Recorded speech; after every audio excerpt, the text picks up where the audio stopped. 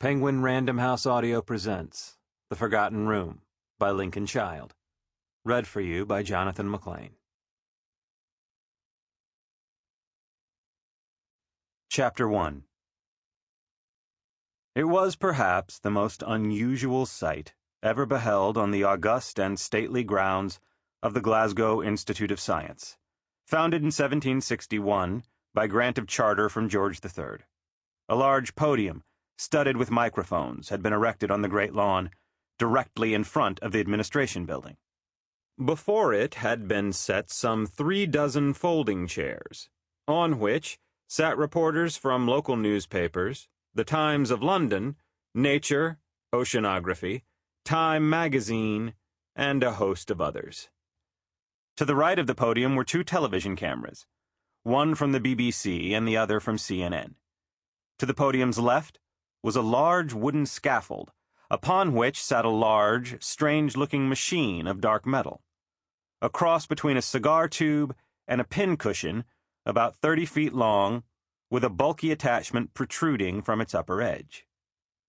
The restless chatter among the reporters grew muted as the main doors to the administration building opened, and 2 men stepped out into the September afternoon sunlight.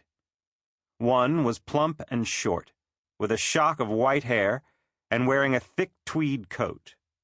The other was tall and quite thin, with rather severe features, light brown hair, and alert gray eyes. Unlike the first man, he was dressed in a conservative dark suit. The 2 approached the podium, and the older man cleared his throat.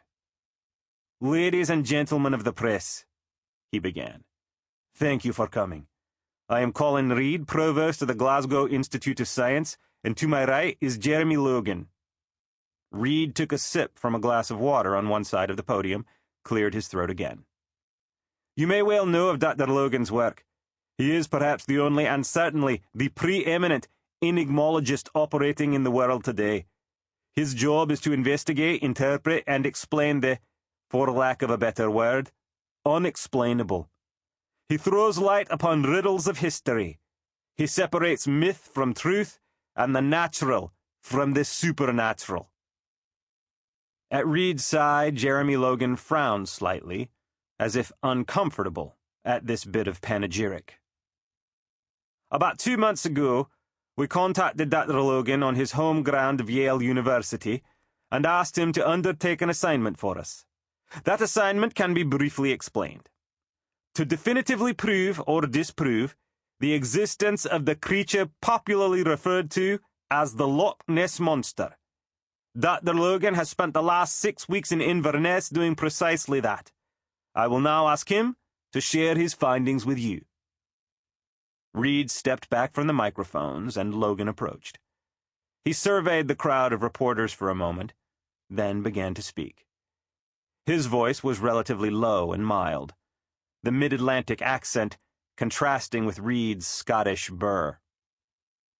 "The Loch Ness Monster," he began, "is the most famous of all the supposed Scottish lake monsters. Perhaps the most famous of all cryptids. The Institute's aim in hiring me for this particular task was not to stunt the local tourism industry or to put peddlers of Loch Ness iconography out of business. Rather, it was to put a stop to the amateur and misguided attempts at searching for the creature, attempts that have been on the increase recently and, at least twice in the last year, have resulted in deaths by drowning." He took a sip from his own water glass. "I quickly realized that proving the existence of the creature required only one thing: observing it in its element. Proving that the creature does not exist, however, would require a great deal more work. Technology would be my greatest ally. Hence, I persuaded the United States Navy, of which I was once a part, to lend me this one-man research submersible." And Logan waved at the strange-looking machine sitting on the wooden scaffold to his right. "The submersible is equipped with continuous wave radar, synthetic aperture sonar, pulse compression echolocating devices, and numerous other technologies for both underwater mapping and target acquisition. There were 2 important factors to take into account. First, the loch is quite long and unusually deep, 750 feet in places. Second, So-called sightings of the creature suggested a morphology similar to a plesiosaur, which would put it at something between 20 and 40 feet in length. There were several unknown variables to contend with, of course, such as the creature's range of movement and environmental preferences, but these could not be determined until such time as it was located. I began by familiarizing myself with the features of the submersible and the layout of the lock, both above and below the surface. My service in the Navy made the former relatively straightforward. I spent 1 week in this shakedown period, during which time I uncovered no sign of the creature. Next, I had the Institute procure for me some netting, rather a lot of netting, in fact. Using spools of military-grade nylon mesh, we put together a net 10,000 feet by 800 feet. This brought murmurs of surprise. What came next was rather tedious, but after the first few run-throughs, quite straightforward. I was lucky in the fact that the lock, although some 20 miles long, is not particularly wide, just under 2 miles at its widest point. We started at the northernmost point of the lock and worked south. My work was aided by 2 research assistants from the Institute and 2 motor launches out of Inverness. Each day, using the submersible, I would comb an area of the lock consisting of a single mile in a southerly direction. A mile-long slice of the lock, as it were, along the X, Y, and Z axes. For each of these discrete slices, I would make 3 separate passes at different depths, using the submersible's movement and targeting technologies to search for any object the size of the creature. This equipment has significant range and precision. Had any object of the requisite size been in the slice, I would have located it.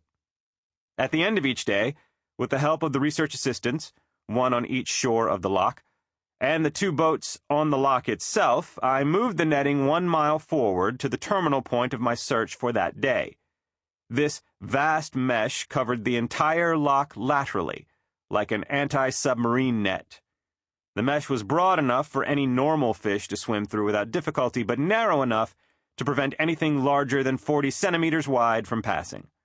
Watercraft were dealt with on a 1-by-1 basis. Each day I explored an additional 1-mile slice of the lock, searching for the creature. At the end of each day, as mentioned, we pulled the net forward another mile.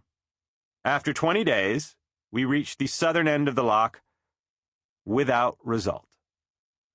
And so, ladies and gentlemen, you can take as fact the 4 words I'm about to speak, though I speak them with some regret, since I enjoy cryptozoological legends as much as the next man. There ain't no Nessie. This was greeted with applause, a scattering of laughter. A low sound became audible in the distance, a droning, repetitive thudding. As the sound drew closer, it became identifiable as helicopter blades cutting through the air. Then, a fat chopper with military markings appeared over a nearby hilltop, lined with red brick row houses. It approached quickly now, an American Navy aircraft, then descended, hovering directly over the great lawn and the dark gray submersible. Grass flattened out in a circular direction, and the reporters were forced to grab hats and papers to prevent them from flying.